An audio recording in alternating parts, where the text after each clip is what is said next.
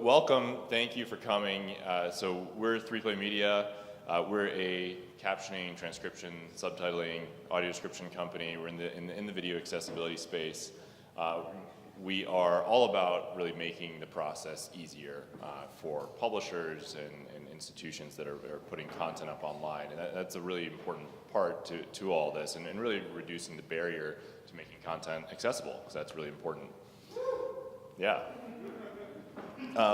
What today is all about is really about education, sharing best practices, sharing stories, and being able to, hopefully learn a little bit about making content accessible and why it's important and how to tackle it.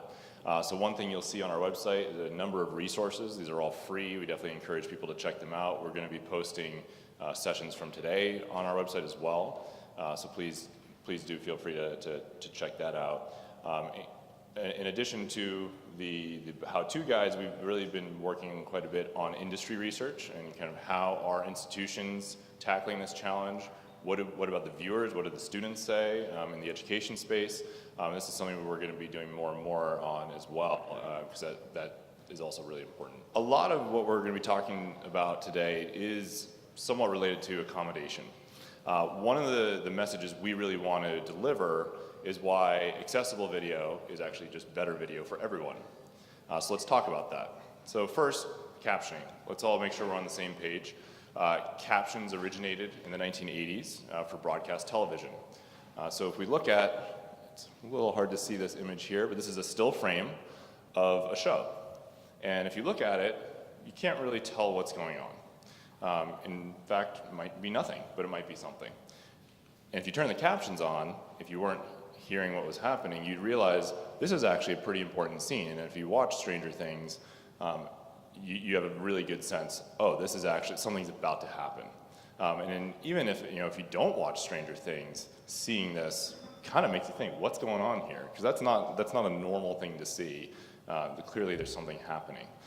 So the other part of captions that I think sometimes gets left out is that it also is capturing the non-spoken sounds that are relevant to the plot, and that's really important. So why should we caption? So let's talk about this. This is really important. I'm going to try something that we went through yesterday. How many people here drink coffee? Great. All right. How many people here only drink coffee when you brew it at home yourself? Wow, that's awesome. So 2 people. So yeah, totally. Now, the rest of you who are going out and buying coffee at a coffee shop, you're probably given the choice. Do you want this here? If you were to buy your coffee and they handed it to you without any choice and forced you to drink it how they wanted you to drink it, you'd say, no, I want it to go, or I want to put milk in it, or I want a choice. You don't want to be forced into consuming your coffee how they want you to consume it. Content's the same way, and things have changed. So I'm sure you'll hear from a number of our speakers today just how content consumption has changed over the last few years. No one here only watches TV on their couch anymore. We're watching videos on the subway. We're watching videos while we're walking down the street.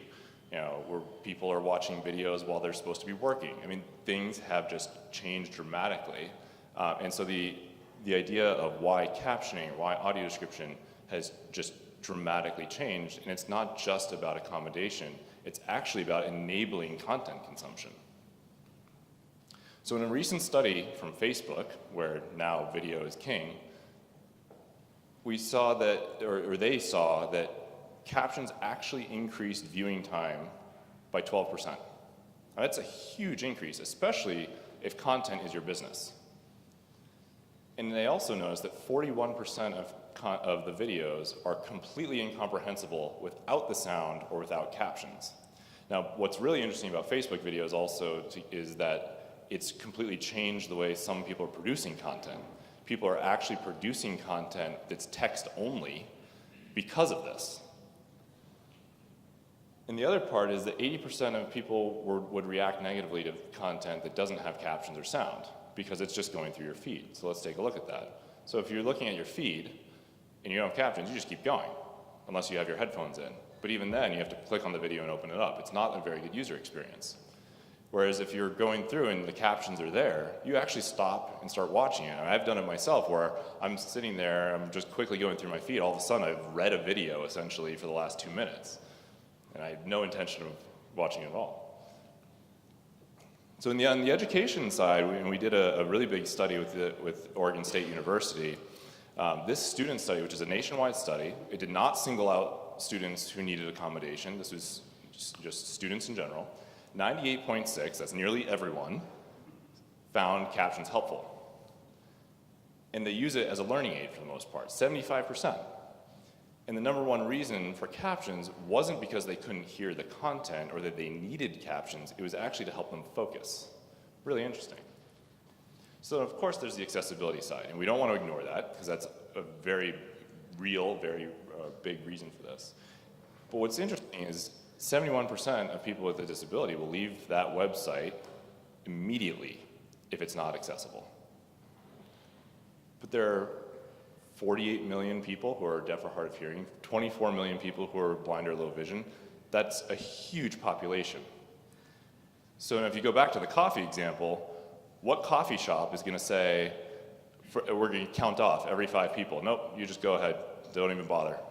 That's bad for business. You wouldn't do that. So what do these companies have in common? And not to single any of them out, it's not the point, but this is the reality of what's happened. They've all been sued, along with 1,700 other companies for lack of accommodation.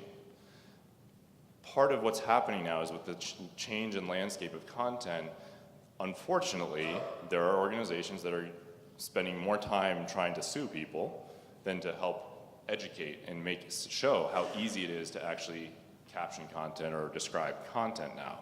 Now, it certainly does bring attention to what's happening, but then you have to wonder, where's the time better spent? Is the time better spent in making content more accessible, or is it better spent on legal fees? So speech recognition has come a long way over the years. And so a lot of people ask, well, why can't we just use speech recognition or the auto captions on YouTube? So let's take a look at what that is really all about. One of the most challenging aspects of choosing a career is simply determining where our interests lie. Now, one common characteristic we saw in the majority of people we interviewed was a powerful connection with a childhood interest. For me, part of the reason why I work here is when I was 5 years old, growing up in Boston, I went to the New England Aquarium, and I picked up a horseshoe crab, and I touched a horseshoe crab. I still remember that, and I still, I love. So that's a very clearly recorded piece of content. And it did pretty well, but it got some really key words wrong. And that's the challenge with speech recognition. So you might be able to get the gist of it, and it might do pretty well, but it's gonna often get some of those really key words wrong. So now are we watching something about the Koran? No, it's the aquarium. Big mistake.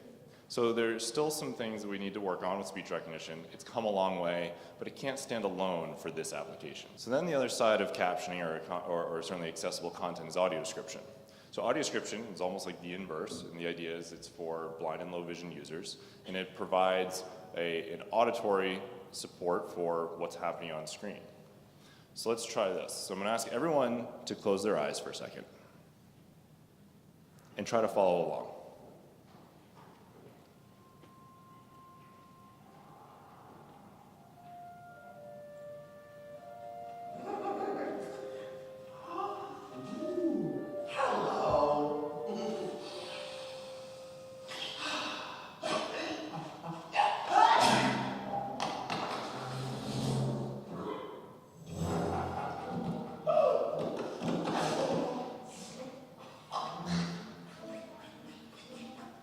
Okay, now we're going to do the same clip, but with audio description. So keep your eyes closed. We'll try that again. From the creators of Tangled and Wreck-It Ralph, Disney. A carrot-nosed Coline cinnamon shovels up to a purple flower peeping out of deep snow. Hello. He takes a deep sniff. His nose lands on a frozen pond. A reindeer looks up and pants like a dog. Seeing the reindeer slip on the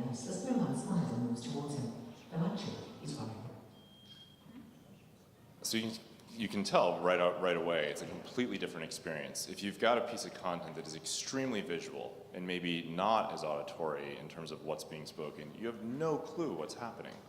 So it's really important to consider this as well.